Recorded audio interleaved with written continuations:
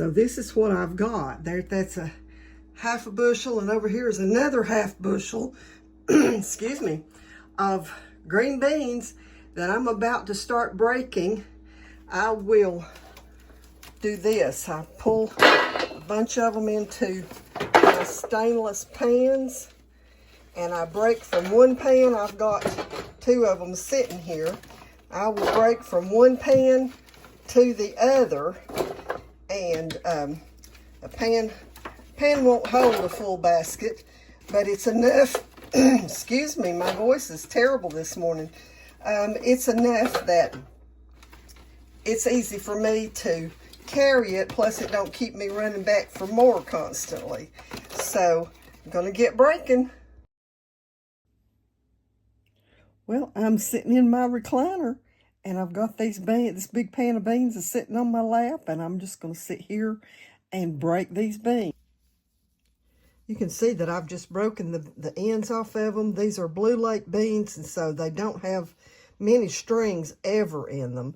And so all I have to do is just break the ends off of them and start breaking them. And I've got a pan sitting there. I'm going to drop them in. And then I'll be ready to put them in a sink of water and get them ready to go in the jars. Okay, so you can see I have my green beans. This is a half a bushel that I have broken and have them in the sink in some water. This is to wash them good. And then I'm going to put them up here in this pan. And then after that, I'll let them drip in the pan a little bit. And then I have my jars straight out of the dishwasher. And so I'm going to be loading these beans in the jars. But I work these beans in the sink. You can see what I'm doing, just kind of doing that in the water. Need a little bit extra water in here, but that helps to clean these. And don't they look so pretty? I mean, these are nice beans.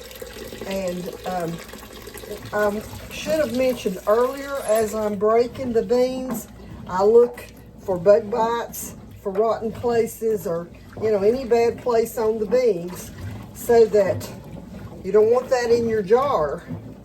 And so when you get ready to put them in the jars, this is what they're going to look like. They're all nice and pretty and clean.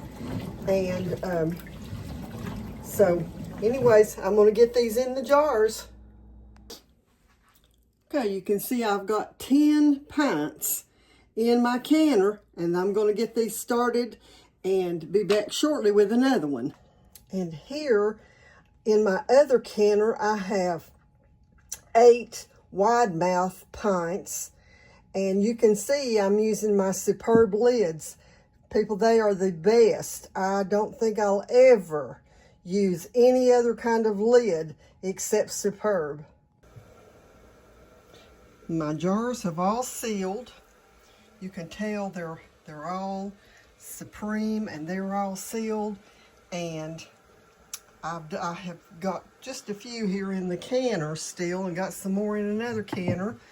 And I finished a bushel and ready to start another one.